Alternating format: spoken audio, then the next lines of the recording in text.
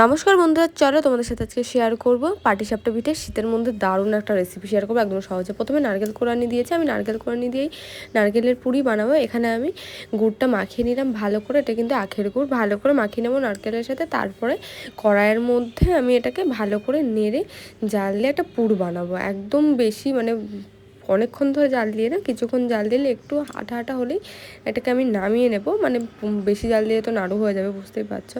অনেকে ক্ষীর দিয়ে করে, আমার তো বেস্ট লাগে ক্ষীর, বাট আমি নারকেলটা বাড়িতে ছিল ওই জন্য নারকেল দিয়ে ট্রাই করছি। তোমরা করতে পারো, বেশ ভালোই লাগবে। আমার অলরেডি এখানে পুরটা রেডি।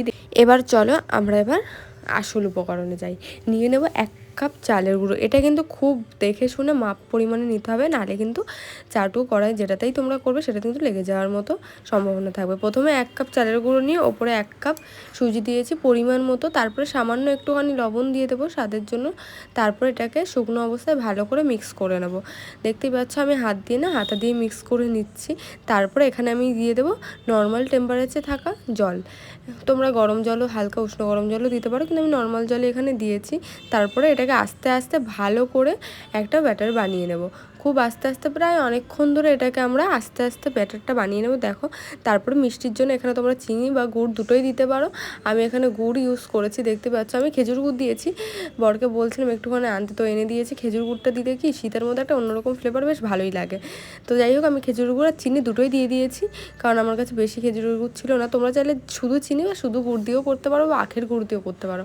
আর দেখো, ব্যাটারটা আমার এখানে অলরেডি পুরোই রেডি। এটা আমি 10 মিনিটের জন্য রেস্টে রাখবো। আর দেখো 10 মিনিট পরে এসে ব্যাটারটা কতটা ফুলে বেশি হয়ে গেছে, যেহেতু সুজি ছিল। চলো এবার আসল রেসিপি শুরু করা যাক। প্রথমে আমি গ্যাসে একটা ফ্রাইং প্যান বসিয়ে নেবো। তোমরা চাইলে তাওয়া বা কড়াই দুটোতেই করতে পারো। এখানে আমি ওপরে তেল ব্রাশ করে নিয়েছি, যে কোনো তেলই ব্রাশ করা যায়, অসুবিধা নেই তাতে। ওপর দিয়ে আমি হাতার সাহায্যে 1 হাতা ব্যাটারটা ঢেলে দিয়েছি, আর ফ্রাইং প্যানটাকে ভালো করে ঘুরিয়ে নিয়েছি। তারপরে দেখো কিছুক্ষণের মধ্যেই এখান থেকে ধোয়া উঠবে আর ফুটো ফুটো টাইপের হয়ে যাবে, দেখলেই বুঝতে পারবো যে হয়ে এসেছে। তারপরে পুরটাকে দিয়ে আস্তে আস্তে ঘুরিয়ে নাও, দেখবে পাটিসাপটা পিঠে একদম রেডি। এরকমভাবেই একটা একটা করে ভাজতে থাকবে, দেখবে খুব সুন্দরভাবে হবে। তারপরে খেয়ে বলো